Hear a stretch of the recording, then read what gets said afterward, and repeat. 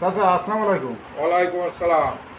আপনি যে এই বাড়িতে আছেন, এই আপনার পরিচয় সহ একটু বাড়ির বিস্তারিত যদি বলতেন তাহলে আমাদের জানতে সুবিধা হতো।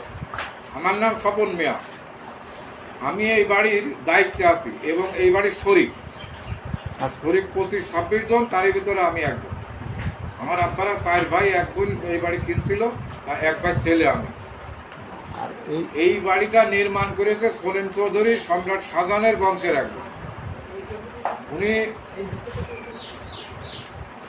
আগ্রার সম্রাট শাহজাহানের গোষ্ঠীরই একজন। উনি ছিল আউলিয়া। জি ওনার ব্যবসা ছিল চিটাগাং থেকে মাল কিনে নিয়ে কলকাতা বেচা, কলকাতা থেকে মাল নিয়ে চিটাগাং বেচা। এই হচ্ছে ওনার ব্যবসা। উনি অনেক ধন্যাট্য ছিল। আচ্ছা। তা উনি হঠাৎ করে বাড়ি থেকে চিন্তা করলো যে এরকম আমি একটু ভ্রমণে যাব। তা ভ্রমণে এই নদী যোগে এসে এই কিছুদূর আগে যাই একটা ঘোষপাড়া আছে। তা ঘোষের এক মেয়ে আসছে নদীতে গোসল করতে, আর উনি সেই সময় যাচ্ছে। তা ওই ঘোষের মেয়ে দেখে উনি খুব মুগ্ধ হয়ে ওনার ঘোষের বাপের কাছে প্রস্তাব দিয়ে মুসলমান বানিয়ে বিয়ে করে। মেয়েটার নাম থাকে মুরারিবালা, আর মুরারিবালা থেকেই মুরারি দহ নাম হয়েছে, গ্রাম নামকরণ। গ্রামের নামকরণ হয়েছে। আচ্ছা, আর এই মিয়ার দালানটার নাম হলো কিভাবে? মিয়াদালার নাম হয়েছে, আমরা আছে মিয়া গোষ্ঠী, আমার বাচ্চা ছাড়া মিয়া গোষ্ঠী, আমার দাদা হলো ইমান আলী মিয়া। এই জি। মিয়ারা বসবাস করতে করতে মিয়ার দালানের নামকরণ হয়েছে। তো কত বছর আগে হতে পারে এই দালানটা নির্মিত হয়েছে? নির্মিত হয়েছে 1229 সালে, আর এখন 1432 মনে হয়। জি জি, মানে 203 বছর বয়স। এরকম লাগে। অনেক বছর তা হয়ে গেছে। উনি জি এই মুরারিবালা নামে এই মেয়েটাকে যে বিয়ে করার পরে খুব মুগ্ধ হয়ে মুসলমান বানিয়ে বিয়ে করে এই বউ নিয়ে যখন বাড়ি উঠতে যায়, তখন ওনার বাপ বাড়ি উঠতে যায় না, ওনাকে তেজপুত্র করে দেয়। আচ্ছা। তখন তো তেজপুত্র ছিল না, ত্যাগ, বাড়ি থেকে বিতাড়িত করে। তো বাড়ি থেকে বিতাড়িত করে দিয়ে তখন ওনার যা পাওনা সব বুঝ করে দিয়ে ওনাকে বাড়ি থেকে বিতাড়িত করে দেয়।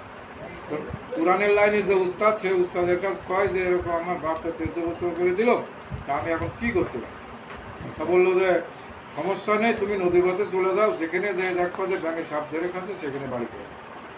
তো উনি এই নৌকা যোগে আস্তে আস্তে আস্তে আস্তে এই জায়গায় এসে দেখে যে পদ্মপাতের উপরে ব্যাঙ, পাশ দিয়ে সাপ যাচ্ছে, ওই টক করে দেয় খাই ফেলছে।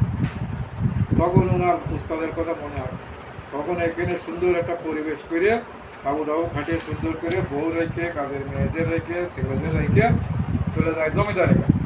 জমিদারের কাছে বলে যে আমার জমি দিতে হবে, আমি বাড়ি করবো। আচ্ছা। তখন ওনার পরিচয় শোনার পরে বললো যে ঠিক আছে, তোমরা খাজনা দাও, তোমার নামে করে দিচ্ছি। তখন পুরো গ্রামের খাজনা দিয়ে দেয়, ওনার নামে হয়ে যায়। মানে এই পুরো এরিয়াটা তার নামে হয়ে হ্যাঁ, যায়? পুরো গ্রাম। আর গ্রামে নেওয়াতে ওনার বিবির নামে নামকরণ হয়। ওনার বিবির নাম কি ছিল? বিবির নাম ছিল মুরারিবালা।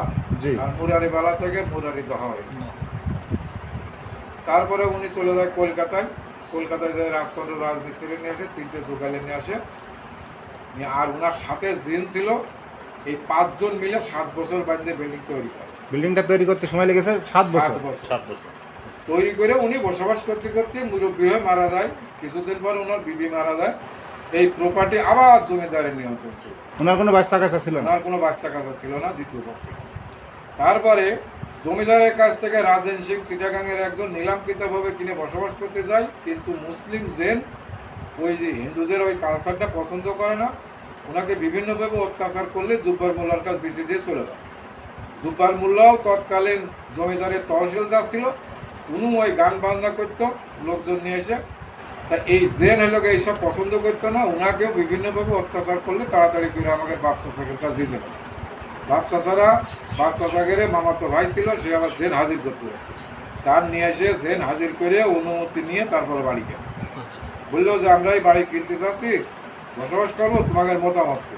জেনেরা বললো যে এরকম কেনেন, আমরা আসি, তবে আল্লাহর নিয়ম কারণে বসবাস করতে হবে। তখন আমার আব্বারা বললো যে আমরা ফুটবুরা হুজুরের মরিদ, আমরা আল্লাহর নিয়ম কারণে বসবাস করি। তাই বলে কিনে নিয়ে বসবাস করতে করতে আমাকে চলবে। আমার আব্বারা 4 ভাই 1 বোন। এই এক ভাই সাইজে চাচার ছেলে এলাকে 7 ছেলে 3 মেয়ে, ছোট চাচার 4 ছেলে, ফুল চাচার 6 মেয়ে 2 ছেলে, আমরা 2 ভাই 1 বোন, আমার ফুপুর 1 মেয়ে।